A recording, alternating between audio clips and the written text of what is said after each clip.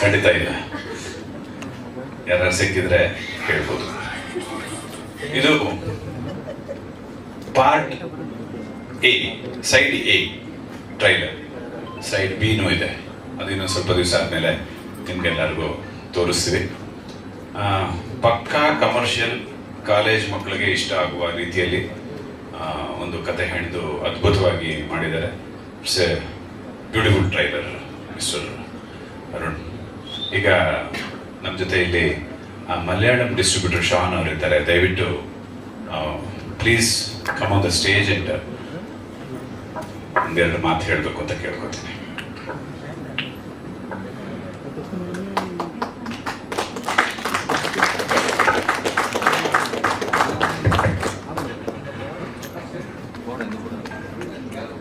ಕ್ರಮಕ್ಕೆ ನನ್ನ ಜೊತೆ ಬರಬೇಕಾದಂಥ ಆರ್ಟಿಸ್ಟ್ ಸುನಿಲ್ ಪುರಾಣಿಕ್, ಭವ್ಯ ಮೇಡಮ್ ಅವರೆಲ್ಲ ಬರಲಿಲ್ಲ. ಇವತ್ತು ನನ್ನ ಜೊತೆ ನನ್ನ ಕೋ ಆರ್ಟಿಸ್ಟ್ ವಕೀಲರಾದಂಥ ಪ್ರಶಾಂತ್ ಸಂಬರ್ಗಿ ಅವರಿದ್ದಾರೆ. Please come and share your opinion. Sir, ಇನ್ನು ಮುಂದೆ ನಿಮ್ಮ ಮೈಕ್ ನನಗೆ ಕೊಡಬೇಕು. ಸ್ವಲ್ಪ ನೀವು ಪಿಕ್ಚರ್ ಆಕ್ಟ್ ಮಾಡಿದ್ದೀರಾ? ನನ್ನ ಪಾರ್ಟ್ ಬಂದಾಗ ನಾನು ಹೇಳ್ತೀನಿ. ಇಲ್ಲ, ಇವಾಗ ಪಾರ್ಟ್ ಶುರು ಆಗ್ತಿದ್ದೇನೆ. ಈಗ ಫಸ್ಟ್ ಪ್ರಶಾಂತ್ ಕಳೆದುಬಿಟ್ಟಿದ್ದೀನಿ. ಪ್ರಶಾಂತ್ ಮಾತಾಡಲಿ ಪ್ಲೀಸ್. ಮಾಧ್ಯಮ ಮಿತ್ರರಿಗೆ ನಮಸ್ಕಾರ. ಮೊದಲನೇದಾಗಿ ಅರವಿಂದ್ ಅವರು ನನ್ನ ವಕೀಲರು ಅಂತ ಕರೀತಾರೆ. ನನ್ನ ವಕೀಲರಲ್ಲ, I am not advocate by profession. ತುಂಬ ಕೇಸ್ ಹಾಕ್ಸ್ಕೊಂಡಿರೋದಕ್ಕೆ ನನ್ನನ್ನು ವಕೀಲರು ಅಂತಾರೆ. 2020ಕ್ಕೆ ಏನು ಕರ್ನಾಟಕದ ಡ್ರಗ್ಸ್ ಸ್ಕ್ಯಾಂಡಲ್ ಎಕ್ಸ್ಪೋಸ್ ಆದಾಗ ನಮ್ಮ ಹಿಂದೆ 2017 ಕಂಪ್ಲೇಂಟನ್ನು ಇಟ್ಕೊಂಡು CCB ಮತ್ತು NCB ಅವರು ಏನು ಕರ್ನಾಟಕದಲ್ಲಿ ಒಂದು ಮೋರ್ ದನ್ 120 ಪೀಪಲ್ಗೆ ನೋಟಿಸ್ ಕೊಟ್ಟು ಡ್ರಗ್ಸ್ ಕನ್ಸಂಪ್ಷನ್ಗೆ ಹಾವಳಿಯಾಗಿ what is famously called as drugs scandal expose of 2020, ಅದರ ಕಥಾನಾಯಕನೇ ಎಲ್ಲೋ ಒಂದ್ ಕಡೆ ಈ ಪಿಕ್ಚರ್ ಬಂದು ಹೋಗುತ್ತೆ. ನನಗೆ ಅರುಣ್ ಅವ್ರು ಬಂದು ಈ ಪಿಕ್ಚರ್ ಹೇಳಿದಾಗ ನಾನು ಆಸ್ ಅ ಸೋಷಿಯಲ್ ಆಕ್ಟಿವಿಸ್ಟ್ ಏನ್ ಮಾಡಿದ್ನೋ ಅದರ ತದ್ವಿರೋಧವಾಗಿ ಒಂದು ಪಿಕ್ಚರ್ ಇತ್ತು. ಯಾಕೆಂದ್ರೆ ನಾನು ಹೇಳೋದು ವೇದಾಂತ ಮನೆಯಲ್ಲಿ ರಾಕ್ಷಸರನ್ನು ಸಾಕಿದ್ದೆ, ನನ್ನ ಮಗಳೇ ನನ್ನ ಹಾದಿ ತಪ್ಪು ಹೋಗಿರ್ತಾಳೆ, ಅದರದ್ದೇ ಕಥಾನಾಯಕ. ಈ ಸ್ಟೋರಿ ಡ್ರಗ್ ಸ್ಕ್ಯಾಂಡಲ್ ಅಲ್ಲಿ ಬಂದು ಹೋಗಿರ್ತಕ್ಕಂಥ ಸ್ಟೋರಿ ನಮಗೆ ಅನುಭವ ಆಗಿದೆ. ಅನೇಕ ನಟರು ನಟಿಯರು ಹೇಗೆ ಒಂದು ಡ್ರಗ್ ಸ್ಕ್ಯಾಂಡಲ್ಗೆ ಸಿಕ್ಕಾಕೊಂಡು ಡ್ರಗ್ಗಿನ ಮೋಜಿನ ಬಲೆಗೆ ಸಿಕ್ಕಾಕೊಂಡು ಕೊನೆಗೆ ನೇನಿಗೂ ಶರಣಾಗಿದ್ದಾರೆ. ಅದರ ಒಂದು ಕಥಾನಾಯಕ, ಅದರ ಒಂದು ಎಲೆಯನ್ನ ನನಗೆ ಅರುಣ್ ಎಕ್ಸ್ಪ್ಲೇನ್ ಮಾಡಿದಾಗ will it not damage my image ಅಂತ ಹೇಳಿದಾಗ ಅವರ ಕೊಟ್ಟ ಎಕ್ಸ್ಪ್ಲನೇಷನ್ ಅವರು ನನಗೆ ಸಮಜಾಯಿಸಿ ಕೊಟ್ಟಿದ್ದೆ. ಇವತ್ತು ನಾನು ಈ ಚಿತ್ರದಲ್ಲಿ ಒಬ್ಬ ಪೋಷಕ ನಟನಾಗಿ ಕಾಣಿಸ್ಕೊಂಡಿದ್ದೇನೆ.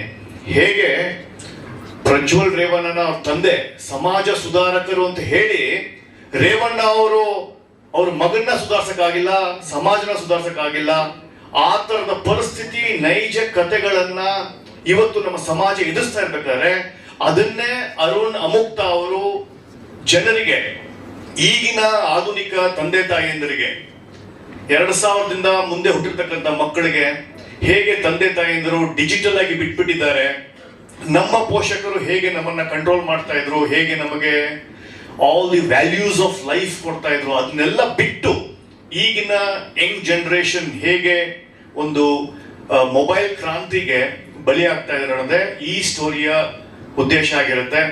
Extremely good. It is actually 5 years advance. ಈ ತರದ ಒಂದು ಥಾಟ್ ಪ್ರಾಸೆಸ್ ಅನ್ನ ಅರುಣ್ ಯೋಚನೆ ಮಾಡಿದಾಗ ನಾವು ಅವ್ರಿಗೆ ಕೈ ಜೋಡಿಸ್ಬೇಕಾಯ್ತು.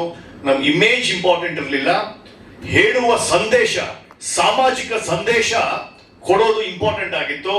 ನನ್ನ ಇಮೇಜ್ಗಿನ ಸಾಮಾಜಿಕ ಸಂದೇಶ ಕಳಕಳಿಯಾಗಿ ಜನರಿಗೆ ತಲುಪುವ ಒಂದು ಉದ್ದೇಶದಿಂದ ಮಾಡಿರ್ತಕ್ಕಂಥ ಫುಲ್ ಆಫ್ ಕಮರ್ಷಿಯಲ್ ಆಂಗಲ್ ಸತ್ಯ ಕಥೆಗಳು, ಜೀವನದಲ್ಲಿ ಆಗಿರ್ತಕ್ಕಂಥ ಕಥೆಗಳನ್ನ ನೀಟಾಗಿ ಬರೆದು ರಿಸರ್ಚ್ ಮಾಡಿ ಮಾಡಿರ್ತಕ್ಕಂಥ ಅರುಣ್ ಅಮಕ್ತ ಅವರಿಗೆ ಮೆನಿ ಕಂಗ್ರ್ಯಾಚುಲೇಷನ್ಸ್.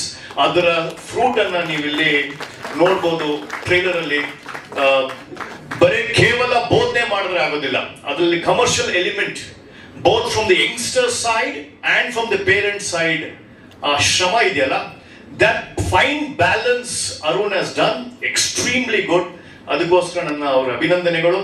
ಈ ಪಿಕ್ಚರ್ ಅನ್ನ ಒಪ್ಪಿ ಕೇಳಿದಷ್ಟು ದುಡ್ಡನ್ನ ಕೊಟ್ಟಿರ್ತಕ್ಕಂಥ ನಮ್ಮ ಕುಕ್ಕೆ ಸುಬ್ರಹ್ಮಣ್ಯ ಆಗಿರ್ಬೋದು, ಗೌಡ್ರ ಆಗಿರ್ಬೋದು, ಹೀಗೆ ಶಿವಲಿಂಗ ಗೌಡ್ರ ಆಗಿರ್ಬೋದು, ಅದಕ್ಕೆ ಒಂದು ಫ್ರೀ ಫ್ಲೋ ಕೊಟ್ಟು ಒಂದು ಸೂಪರ್ ಮೂವಿ ಮಾಡಿ, ಅಲ್ಲದೆ ಅರುಣ್ ಇರ್ತಕ್ಕಂಥದ್ದು ಇಟ್ಸ್ ಜಸ್ಟ್ ಪ್ರೊಡ್ಯೂಸರ್ ದುಡ್ಡು ಒಂದೇ ಅಲ್ಲ, ಅವ್ರಿಗೆ ಬಿಸ್ನೆಸ್ ತಂದು ಕೊಡುವ ಒಂದು ಏನು ಉದ್ದೇಶ ಮಾಡಿದಾರಲ್ಲ, he might have taken support from me for something else, ಅದು ಡಿಸ್ಟ್ರಿಬ್ಯೂಷನ್ ಹೇಗಿರ್ಬೋದು, ಸ್ಯಾಟಲೈಟ್ ಎಲ್ಲ, ಬಟ್ ಅವರೇ ಸಿಂಗಲ್ ಹ್ಯಾಂಡೆಡ್ ಆಗಿ ಈ ಬಿಸ್ನೆಸ್ ಮಾಡಿ ಅವರ ಇನ್ವೆಸ್ಟ್ಮೆಂಟ್ಗೆ. ಯಾಕಂದ್ರೆ ನಾವೆಲ್ಲರೂ ಇರೋದು ಪ್ರಾಫಿಟೈಸೇಷನ್. Entertainment is all about profit. ಇದು ಯಾವುದು ಕೇವಲ ಧರ್ಮಛತ್ರಕ್ಕೋ ಅಥವಾ ಚಾರಿಟಿಗಲ್ಲ, ಅಥವಾ ಯಾರನ್ನ ಲಾಂಚ್ ಮಾಡಬೇಕು ಅನ್ನೋದಲ್ಲ. It's all about profit. Entertainment is all about profit. YouTube is all about profit. Digital is profit. Everybody works for profit. So ಅದರಲ್ಲಿ ಆ ಬಿಸ್ನೆಸ್ ಮಾಡಿಕೊಟ್ಟಿರ್ತಕ್ಕಂಥ ಅರುಣ್ಗೆ, he has got business sense, he knows how to sell his movie.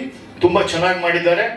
ಇದು ನನ್ನ ಒಂದು life time ಅಲ್ಲಿ ನನಗೆ ಒಂದು ಪಿಕ್ಚರ್ ಅನ್ನ ಕೊಟ್ಟು, ಅನೇಕ ಪಿಕ್ಚರ್ಗಳಿಗೆ ನನ್ನನ್ನು ಕರ್ಕೊಂತಾ ಇದ್ರು, ಬಟ್ ನಮ್ಮ ಅನೇಕ ವ್ಯವಹಾರಗಳು CC ಆಗಿರ್ಬೋದು, ಡಬ್ಬಿಂಗ್ ಆಗಿರ್ಬೋದು,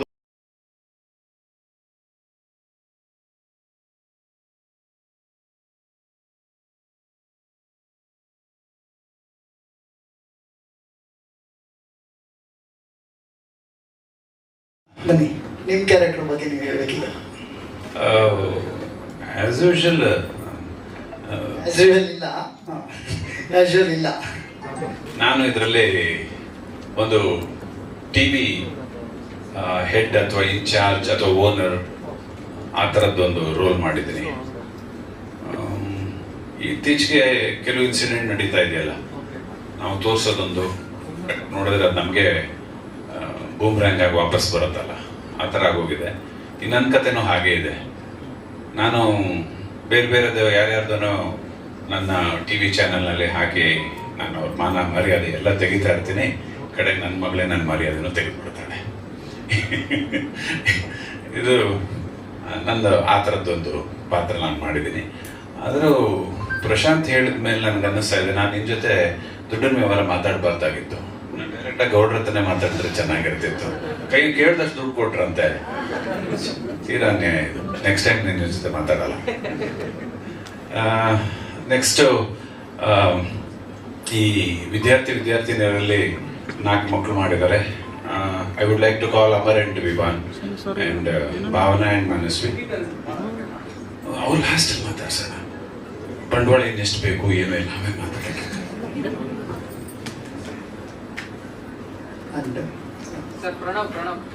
ಪ್ರಣವ್ ಪ್ಲೀಸ್ ಕಮ್.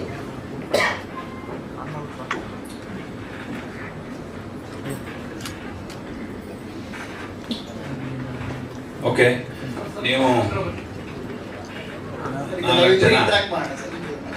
4 ಜನ ಫುಲ್ ರಾಕ್, ಇಡೀ ಸಿನಿಮಾ ರಾಕ್ ಮಾಡಿದ್ದೀರಾ. ಅಲ್ಲಿ ವಿಲನ್ ಇದ್ದಾರೆ. ವಿಲನ್ ಶುರು ಮಾಡೋಣ.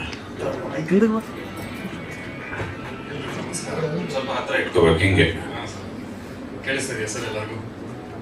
ನಾನು ಕೇಳುತ್ತೆ, ಅವರು ಕೇಳಲ್ಲ. ಹಿಂದೆ ಎಲ್ಲರೂ ಕೇಳಿಸ್ತಿದ್ರೆ ಮಾತಾಡ್ತೀನಿ. ಇಲ್ಲಿ ಬಿಡಿ ಸರ್, ಸ್ಟೈಲ್ ಒಂದು ಸ್ಟೇಟ್ಮೆಂಟ್ ಮಾಡ್ಬೇಕಲ್ಲ ಸರ್. ಸ್ಟೈಲ್ ವಿಲನ್ ಅಂತ ಅಂದ್ರೆ ಹಿಂಗಿರ್ತಾರೆ ಹಂಗಿರ್ತಾರೆ, ಸ್ಟೈಲಿಶ್ ಆಗಿ ಹೋಗ್ತಾರೆ ಅಂತ.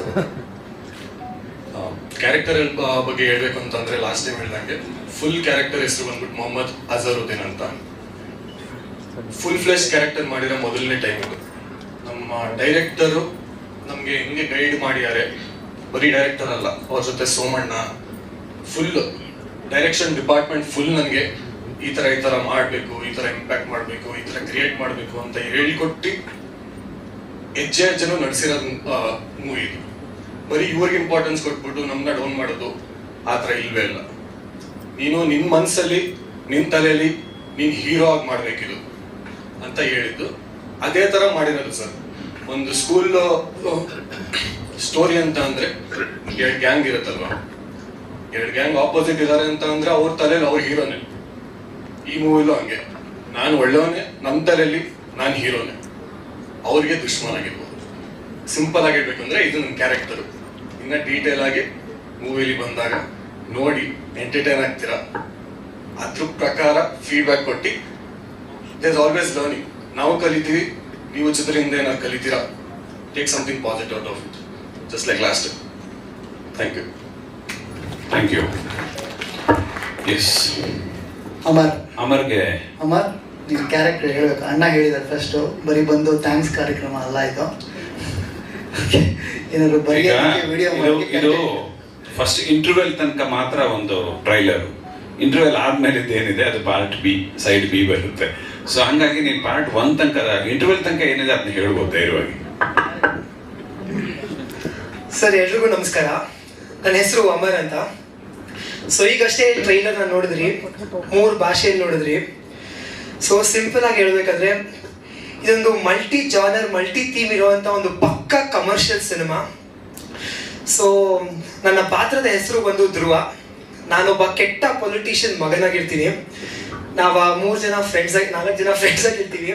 ಸೊ PUC ಓದ್ತಾ ಇರ್ತೀವಿ. ನಮ್ಮ ತಂದೆ, ಈ ಸಿನಿಮಾದಲ್ಲಿ ನಮ್ಮ ತಂದೆ ಒಬ್ರು ಕೆಟ್ಟ ಪೊಲಿಟಿಷಿಯನ್. ಯಾವ ಲೆವೆಲ್ಗೆ ಕರಪ್ಟೆಡ್ ಆಗಿರ್ತಾರಂದ್ರೆ, ಸ್ವಂತ ಮಗನಿಗೆ ನೀನ್ ಎಂತ ಕಚಡ ಕೆಲಸ ಬೇಕಂದ್ರೂ ಮಾಡು, ಎಂತ ದೊಡ್ಡ ಕ್ರಿಮಿನಲ್ ಬೇಕಂದ್ರೂ ಆಗು, ಎಷ್ಟು ಜನ ಬೇಕಂದ್ರೂ ಮರ್ಡರ್ ಮಾಡು, ಚುಚ್ಚು ತುಳಿ ಮರ್ಡರ್, ಏನ್ ಬೇಕಂದ್ರು, ಎಣ್ಣೆ ಸಿಗರೇಟ್ ಪಬ್ಬು ಕ್ಲಬ್ಬು ಏನ್ ಬೇಕಂದ್ರೂ ಮಾಡು, ನಿನ್ನ ಸಪೋರ್ಟ್ ಮಾಡಕ್ಕೆ ನಾನು ಇರ್ತೀನಿ, ಅಷ್ಟು ಕಾನ್ಫಿಡೆನ್ಸ್ ಕೊಡ್ತಾರೆ. ಸೊ ನೀನ್ ಎಷ್ಟು ದೊಡ್ಡ ಕ್ರಿಮಿನಲ್ ಆಗ್ತೀಯಾ ಅಷ್ಟು ನನ್ನ ಸಪೋರ್ಟ್ ನಿನಗೆ ಸಿಗತ್ತೆ ಅಂತ ಬೆಳೆಸಿರ್ತಾರೆ. ಸೊ ಈ ತರ ಒಂದು ಕೆಟ್ಟ ಪೊಲಿಟಿಷಿಯನ್ ಅವ್ರ ಮಗನಾಗಿರ್ತೀನಿ. ಸೊ ನನ್ನ ಭವಿಷ್ಯ ಏನಾಗ್ಬೋದು, ನಾನು ಸಾಯೋವರೆಗೂ ಕೆಟ್ಟವನಾಗೆ ಇರ್ತೀನ ಅಥವಾ ಒಳ್ಳೆಯವನಾಗಬಹುದಾ, ಒಳ್ಳೆಯವನಾದ್ರೆ ಹೇಗೆ ಒಳ್ಳೆಯವನಾಗ್ತೀನಿ, ಕೆಟ್ಟವನಾಗೆ ಇದ್ರೆ ಒಳ್ಳೆಯವನಾಗಕ್ಕೆ ಸಾಧ್ಯತೆನೇ ಇಲ್ವಾ, ಅಥವಾ ಹೇಗೆ ಆಗ್ಬಹುದು, ಈ ಎಲ್ಲ ಪ್ರಶ್ನೆಗಳಿಗೂ ಸಿನಿಮಾ ಉತ್ತರ ಕೊಡುತ್ತೆ. ಮತ್ತೆ ಸಿನಿಮಾ ಫಸ್ಟ್ ಹಾಫ್ ಕಂಪ್ಲೀಟ್ ಆಗಿ ನೋಡಿದ್ರೆ ಎಂಟರ್ಟೈನ್ಮೆಂಟ್ ಮೇಲೆ ಹೋಗುತ್ತೆ. ನಿಮಗೆ ಕಾಲೇಜ್ ಲೈಫ್ ಬರುತ್ತೆ, ಫ್ರೆಂಡ್ಶಿಪ್ ಬರುತ್ತೆ, mass buildup scenes, punch dialogue and comedy, love, romance, action, ನೀವು ಏನೇನು ಎಂಟರ್ಟೈನ್ಮೆಂಟ್ ಎಲಿಮೆಂಟ್ ಎಕ್ಸ್ಪೆಕ್ಟ್ ಮಾಡ್ತೀರಾ ಕಂಪ್ಲೀಟ್ ಆಗಿ ನಿಮಗೆ ಫಸ್ಟ್ ಹಾಫ್ ಅಲ್ಲಿ ಬರುತ್ತೆ. ಅಂಡ್ ಫಸ್ಟ್ ಹಾಫ್ ಅಲ್ಲಿ ಬರುವಂತ ಸಾಂಗ್ಸ್ ನೋಡಿದ್ರು ಕೂಡ ತುಂಬಾ ಎನರ್ಜೆಟಿಕ್ ಆಗಿರುತ್ತೆ. ತುಂಬಾ ಒಂದು ಮಾಸ್ ಸಾಂಗು ಮತ್ತೆ ಪಾರ್ಟಿ ಸಾಂಗ್ ಅದೆಲ್ಲ ಬಂದು ಫಸ್ಟ್ ಹಾಫ್ ಅಲ್ಲಿ ಬರುತ್ತೆ. ಅದೇ ಸೆಕೆಂಡ್ ಹಾಫ್ ನೋಡಿದ್ರೆ ನೀವು ಕಂಪ್ಲೀಟ್ ಆಗಿ ಕಾಂಟ್ರಾಸ್ಟ್. ಫಸ್ಟ್ ಹಾಫ್ಗೆ ತುಂಬಾ ಎಮೋಷನ್ಸು ಮತ್ತೆ ಸೆಂಟಿಮೆಂಟ್ ಮೇಲೆ ಹೋಗುತ್ತೆ. ಅಂಡ್ ಸೆಕೆಂಡ್ ಹಾಫ್ ಮುಖ್ಯವಾಗಿ ಪೇರೆಂಟ್ಸ್ ಮತ್ತೆ ಮಕ್ಕಳ ನಡುವೆ ಇರುವಂತ ಒಂದು ಕಾನ್ಫ್ಲಿಕ್ಟು, ಮತ್ತೆ ಪೇರೆಂಟ್ಸ್ ಸೊಸೈಟಿ ನಡುವೆ ಇರುವಂತ ಒಂದು ಕಾನ್ಫ್ಲಿಕ್ಟು, ಸ್ಟೂಡೆಂಟ್ಸ್ ಮತ್ತೆ ಎಲೆಕ್ಟ್ರಾನಿಕ್ ಸೆಲ್ ಫೋನ್ಸ್ ಟೆಕ್ನಾಲಜಿ ಮಧ್ಯದಲ್ಲಿ ಇರುವಂತ ಒಂದು ಕಾನ್ಫ್ಲಿಕ್ಟ್ ಮೇಲೆ ಹೋಗುತ್ತೆ. ಅಂಡ್ ಸೆಕೆಂಡ್ ಹಾಫ್ ಅಲ್ಲಿ ಬರುವಂತ ಸಾಂಗ್ಸ್ ನೋಡಿದ್ರು ಕೂಡ ತುಂಬಾ ಎಮೋಷನಲ್ ಆಗಿರುತ್ತೆ ಅಂಡ್ ಮೆಲೋಡಿಯಸ್ ಆಗಿರುತ್ತೆ, ತುಂಬಾ ಚೆನ್ನಾಗಿರುತ್ತೆ. ಅಂಡ್ ಒಂದು ಮಾತು ಹೇಳಕ್ ಇಷ್ಟಪಡ್ತೀನಿ, ಫಸ್ಟ್ ಹಾಫ್ ಟ್ರೈಲರ್ ನೋಡಿದ ತಕ್ಷಣ ಖಂಡಿತವಾಗ್ಲೂ ನಿಮ್ಮೆಲ್ಲರ ಪ್ರೀತಿ ಗೆದ್ದೇ ಗೆಲ್ತೀವಿ. ನಾನು ಯಾಕೆ ಹೇಳ್ತಾ ಇದೀನಿ ಅಂದ್ರೆ, ಫಸ್ಟ್ ಹಾಫ್ ಕಂಪ್ಲೀಟ್ ಆಗಿ ಕಾಲೇಜ್ ಲೈಫ್ ಬಗ್ಗೆ ಮಾತಾಡುತ್ತೆ. ಅಂಡ್ ಕಾಲೇಜ್ ಲೈಫ್ ತುಂಬಾ ಚೆನ್ನಾಗಿ ಓಡುತ್ತೆ, ಎಲ್ರಿಗೂ ಇಷ್ಟ ಆಗುವಂತ ಒಂದು ಕಾನ್ಸೆಪ್ಟು. ಪ್ರತಿಯೊಬ್ಬರಿಗೂ ನಿಮ್ಮ ಲೈಫಲ್ಲಿ ಬೆಸ್ಟ್ ಡೇಸ್ ಯಾವ್ದು ಅಂತ ಕೇಳಿದ್ರೆ ಎಲ್ಲರೂ ಹೇಳ್ತೀರಾ ಕಾಲೇಜ್ ಲೈಫ್ ಅಂತಾರೆ. ಅಂಡ್ ನಮ್ಮ ಹಿಸ್ಟ್ರಿಲಿ ಯಾವ್ಯಾವ ಕಾಲೇಜ್ ಕಂಟೆಂಟ್ ಸಿನಿಮಾಸ್ ಬಂದಿದೆ ಅದೆಲ್ಲಾನು ಅಷ್ಟೇ ತುಂಬಾ ಚೆನ್ನಾಗಿ ಓಡಿದೆ. ಅಂಡ್ ಸೊ ಕಾಲೇಜ್ ಕಂಟೆಂಟ್ ಒಂದು ಯೂನಿವರ್ಸಲ್ ಕಂಟೆಂಟು, ಎಲ್ಲರಿಗೂ ಇಷ್ಟ ಆಗುವಂತ ಕಂಟೆಂಟು. ಸೊ 100% ಹೇಳ್ತೀನಿ, ಫಸ್ಟ್ ಹಾಫ್ ಅಲ್ಲಿ ನಿಮ್ಮೆಲ್ಲರ ಪ್ರೀತಿ ಗೆದ್ದೇ ಗೆಲ್ತೀವಿ. ಸೆಕೆಂಡ್ ಹಾಫ್ ಅಲ್ಲಿ ನೀವು ನಮ್ಗೆ ಎಮೋಷನಲ್ ಆಗಿ ಕನೆಕ್ಟ್ ಆಗ್ತೀರಾ. ಅಂಡ್ ನನ್ನ ಸ್ವಲ್ಪ